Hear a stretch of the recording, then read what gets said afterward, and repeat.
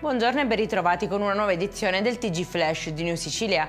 In apertura blitz della Polizia di Catania è in corso l'operazione Meteora, che svela gli autori di un omicidio e i vertici di 2 clan ad Adrano. Scatta ordinanza di custodia cautelare nei confronti di 18 persone appartenenti alle cosche Sant'Angelo e Mazzei.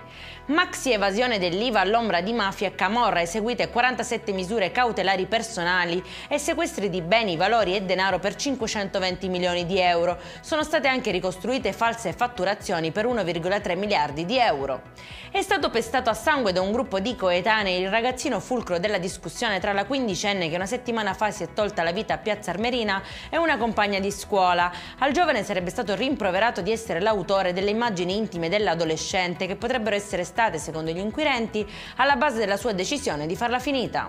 Dal carcere ai domiciliari per accudire il figlio di 4 anni rimasto orfano della mamma. Arriva l'ok della Corte d'Appello di Caltanissetta che ha accolto l'istanza di un 29enne di Riesi condannato per associazione a delinquere finalizzata allo spaccio.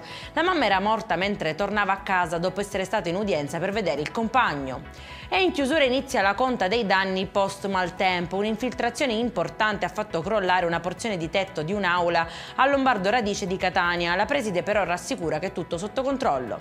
Per questa edizione è tutto, prossimo appuntamento alle 19:30. Buona giornata.